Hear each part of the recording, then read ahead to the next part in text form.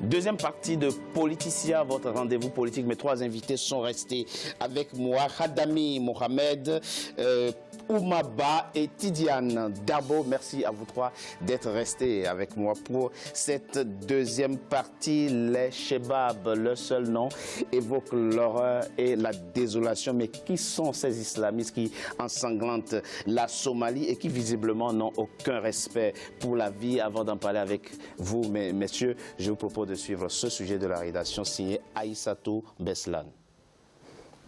Les Chebabs, c'est le groupe islamiste qui sème la terreur depuis plus de 20 ans dans la Corne de l'Afrique, avec une force de frappe inouïe en Somalie.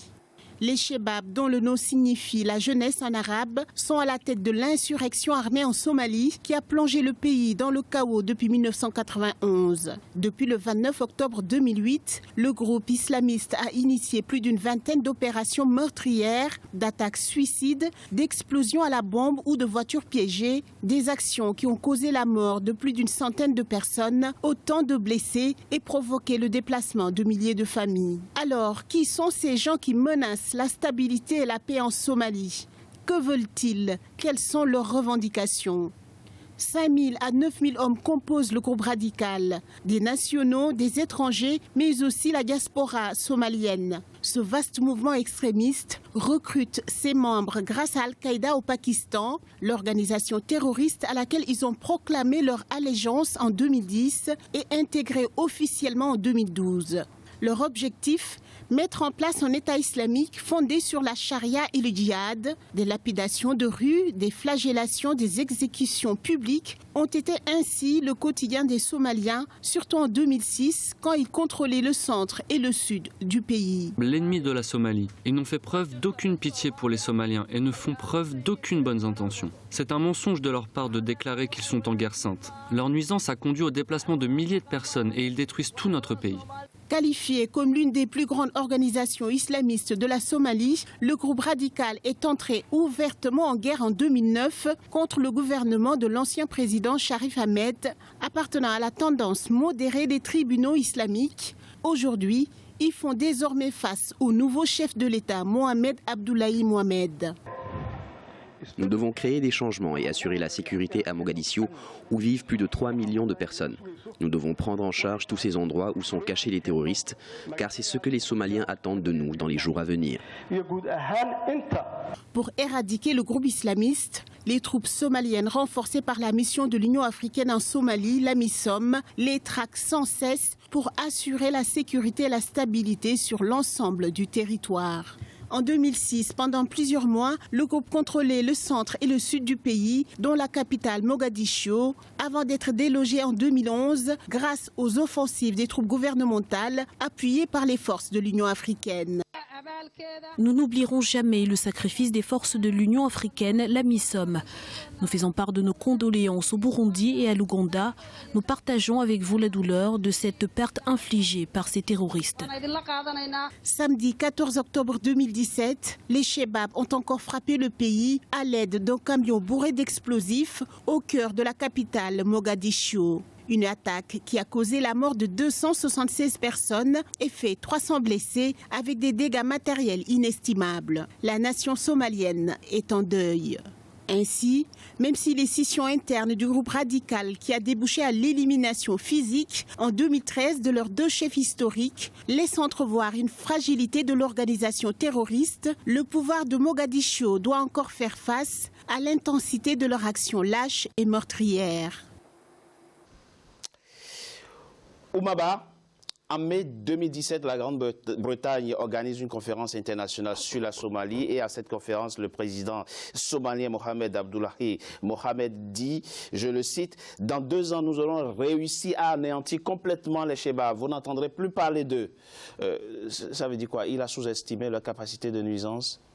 Probablement, il a pu les sous-estimer, mais aussi il a eu peut-être là un propos assez très ambitieux de mon point de vue, mais qui ne colle pas avec la réalité. Je crois que la Somalie à elle seule, l'État central est très faible, comme l'a dit tantôt notre doyen. Non seulement qu'il est faible, mais il faut savoir qu'il y a des rivalités internes. Et donc, il y a une déliquescence du pouvoir à l'intérieur. Et d'autre part, la Somalie doit pouvoir compter d'un point de vue avec la solidarité et la vigilance, la coopération transfrontalière des pays voisins dans un second temps. Et ensuite, une mobilisation en montée de puissance des forces africaines. S'il n'y a pas une prise en charge beaucoup plus forte de l'Union africaine, de la question, appuyée du point de vue de la logistique, militaire, financière, technique et stratégique, du renseignement, je ne vois pas comment est-ce qu'un État somalien, que ce soit le président actuel ou un autre, quel qu'il soit, ou une présidente... Vous pensez que la MISOM doit être confortée, le mandat d'abord doit être renforcé, élargi, et les moyens mis à disposition, et une coopération sécuritaire transnationale puisse être mise en place. Mais là, l'Union africaine dit d'ici 2018, la MISOM sera retirée de la Somalie. Oui, mais j'appelle à ce que l'Union africaine mette les bouchées doubles et qu'elle ne retire pas ces hommes de la Somalie. Si elle le fait, elle serait co-responsable, de mon point de vue, de la responsabilité des vies humaines qui vont être... Et puis, n'oubliez pas qu'on peut avoir ce qu'on appelle le spillover, c'est-à-dire une contagion beaucoup plus forte et même une fin de l'État somalien si jamais la mission venait à se retirer d'ici 2018. C'est ma conviction profonde. C'est votre conviction, mais d'abord, l'Ouganda et le Kenya menacent déjà de retirer leurs troupes de la mission. D'abord, ça coûte de l'argent, ça coûte excessivement cher, et puis ils ont aussi leurs problèmes personnels, donc ils n'entendent pas du tout s'engager longtemps, en tout cas plus longtemps en Somalie. Ça présage quoi de ce que la Somalie n'est pas prête de voir le bout du tunnel? Non, c'est vrai que moi, d'ailleurs, je me suis posé la question, effectivement, de l'utilité même, je veux dire, de la présence du Kenya. Pourquoi je le dis? Du Kenya, et on a discuté tout à l'heure. Sous le contrôle, bien entendu. Oui, bien sûr, du Kenya et de l'Éthiopie. Pourquoi le Kenya ne doit-il pas... Non, mais parce qu'en fait, vous savez, ces pays ont des intérêts là-bas. Et c'est des pays... Mais raison de plus mais justement, pour qu'ils interviennent, mais justement, c'est là où le bas blesse. Parce qu'à partir du moment où les Chebabs qui les combattent, vous voyez les attentats des Chebabs chez eux, même au Kenya, il y a eu des attentats des Chebabs. Vous allez, c'est pareil, c'est en Éthiopie. Ces gens-là interviennent. Donc, à partir du moment où frontalement, ils viennent sur le territoire les défier, moi je trouve que ça renforce effectivement l'insécurité et la problématique.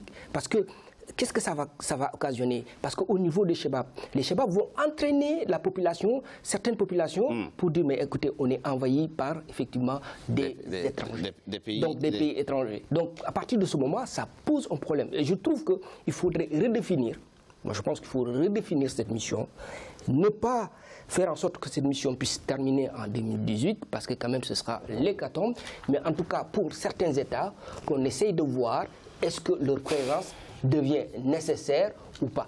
Il y a d'autres pays africains qui peuvent effectivement fournir des hommes et des armes, justement pour venir sur le terrain et prêter main forte à l'armée somalienne. Monsieur Khadami, votre pays, Djibouti, et la Somalie et le Yémen sont donc les trois pays qui bordent le golfe d'Aden, mais qui est une zone stratégique.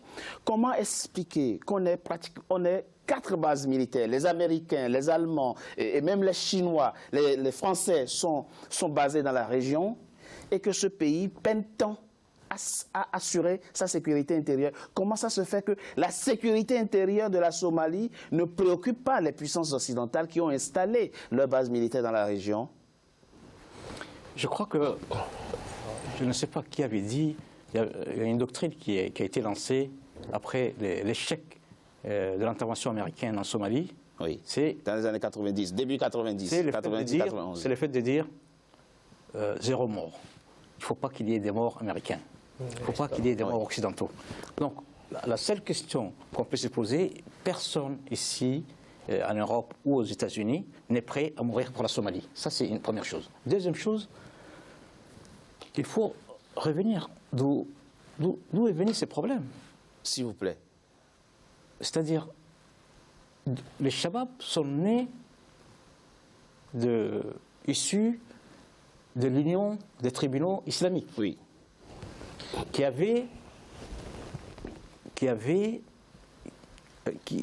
gérait toute la Somalie, y compris Mogadiscio. Tout à fait. Et à l'époque, c'était l'Éthiopie qui est intervenue pour déloger l'Union des tribunaux islamiques. Oui. Et c'est à partir de là que les jeunes qui étaient plus radicalisés ont dit les anciens, les vieux ne nous représentent plus, on devient Shabab. Et au début, c'est un sentiment nationaliste. C'est un mouvement nationaliste. Maintenant, ça doit interpeller toute l'Afrique. Ces nationalistes, comment sont-ils devenus des islamistes aujourd'hui? Mais comment expliquer effectivement que ce mouvement ait intégré ait pris une dimension religieuse? Il y a plusieurs choses, parce qu'il y a d'abord, ce qu'il faut comprendre, c'est que l'Arabie saoudite a depuis de longues années, oui. En Somalie, au Soudan, à Djibouti, au Yémen, a influencé par son wahhabisme. D'accord. Aujourd'hui, c'est des gens qui sont assis sur le wahhabisme, qui aujourd'hui se radicalisent. Tous ces enfants-là, soit ils ont été en Arabie saoudite, soit ils ont été à l'école wahhabite. Et à partir de ce moment-là, c'est-à-dire toutes les autres écoles qui existaient avant. On a connu 1991, la Somalie, marxiste-léniniste. Tout à fait. Voilà. Et donc, aujourd'hui, tous les gens qui veulent se battre, tous les gens qui résistent souvent, ils ont souvent l'encadrement, le soutien des islamistes. À l'époque, c'était l'Union soviétique qui donnait les soutiens. Ouais. À l'époque, les gens devenaient, même ceux qui n'étaient pas communistes, même Castro qui n'était pas au début communiste, devenus communistes. Donc c'était pour avoir les soutiens. Aujourd'hui, c'est devenu la même chose.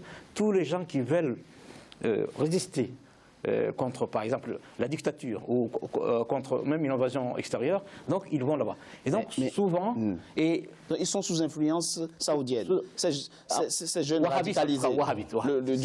Du wahhabisme saoudien. Wahhabisme, absolument. Ça, je crois que c'est le lit de tous les djihadismes aujourd'hui qu'on connaît. Mais en même temps, je crois que, comme disait notre ami, Djibouti, oui. L'Éthiopie, le Kenya ont des intérêts divergents dans ce pays-là. Et je me demande si ces chaos-là, souvent, les chaos somaliens, est-ce que ça ne sert pas ces États-là? Est-ce que ça ne sert pas certains États? Monsieur Hadami, expliquez-nous comment et dans quelle mesure ce chaos peut-il leur être profitable? Alors, vous savez qu'il y a des antagonismes historiques entre l'Éthiopie et la Somalie. Oui. Et savez-vous que la Somalie, c'est le seul État avec le Maroc à l'époque qui avait refusé l'intangibilité des frontières héritées du colonialisme. Oui. Et pour cela, il a fait 2 guerres contre l'Éthiopie, en 64 et en 77. C'est vrai. Sanglantes. Absolument.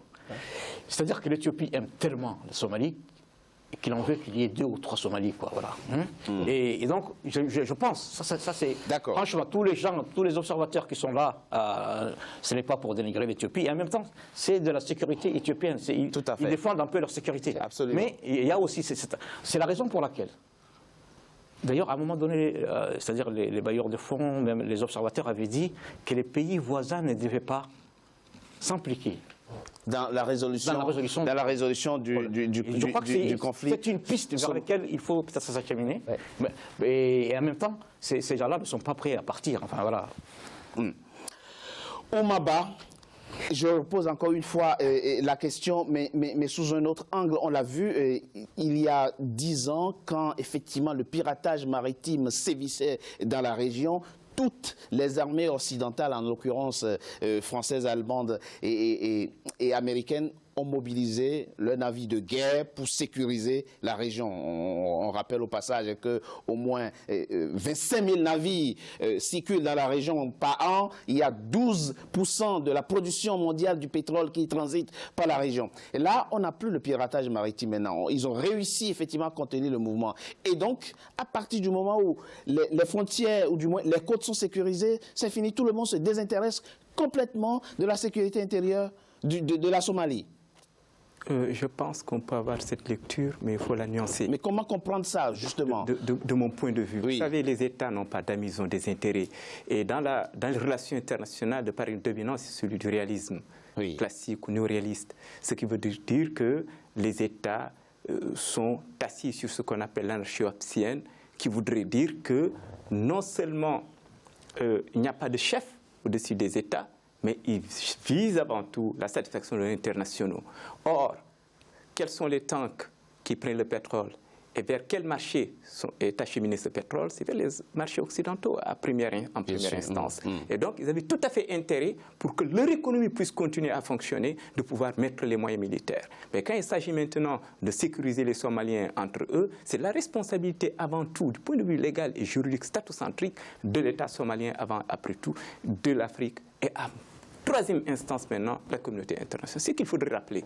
Maintenant, là où je suis d'accord avec vous, c'est que nonobstant ce recentrage par rapport à la souveraineté nationale, mais aussi à la fierté africaine, il y a le fait qu'on viole cette souveraineté et à travers des drones qui sont ordonnés soit par Obama ou bien par aujourd'hui Trump, n'est-ce pas, on cible des gens, etc. Et sans même, parfois même, l'assentiment du gouvernement légal somalien. Ce qui veut dire que si les États-Unis, la communauté internationale, y met un peu de bonne volonté, il faudrait les convaincre. Bon, ceci dit, ils soutiennent la MISOM à travers mais c'est pas suffisant. l'ONU, mais bien entendu, c'est pas suffisant. on est C'est d'accord. pourquoi je vous disais en première instance qu'il fallait renforcer la MISOM, la remodeler peut-être, revoir son cadre légal, donner les moyens techniques, et cela nécessite de mon point de vue M. Dabo et M. Radami disent plus ou moins. Il n'est pas souhaitable, et plusieurs observateurs le disent, il n'est pas souhaitable que les pays de la sous-région interviennent militairement, enfin je vais dire participent à la mission. S'ils ne le font pas, qu'ils le feraient. Oui, mais vous savez, je nuance aussi là le propos, parce que vous savez, on ne choisit pas ses voisins. Et la cartographie, c'est-à-dire la géographie du monde, elle est basée sur une certaine historicité du temps et de l'espace. Oui. Et c'est dans ces contractions et des contradictions qu'il faudrait peut-être, de mon point de vue, inciter les gouvernements voisins à prendre conscience du fait que s'ils ne sécurisent pas, s'ils ne participent pas à sécuriser la frontière commune, les frontières communes à travers, par exemple, des checkpoints communs, des opérations de recherche communes, telles que le fait aujourd'hui le Cameroun, le Tchad, le Niger, et le Nigeria dans une certaine mesure. Vous voyez? Et de l'autre côté, vous avez le G5 Sahel qui est en train de se réorganiser. Et je crois qu'aujourd'hui, si on laisse la Somalie toute seule, nonobstant les questions d'intérêt, de profondeur stratégique, n'est-ce pas, des États voisins, il va sans dire qu'en dernière instance, il y aura l'effet boomerang. C'est-à-dire, si la Somalie sombre, les autres pays risquent aussi, peut-être pas de sombrer, mais de vivre aussi des lendemains incertains de mon point de vue. Quelles sont les solutions pour stabiliser la Somalie? Je propose qu'on en parle dans la troisième et dernière partie de notre émission après une courte pause. À tout de suite.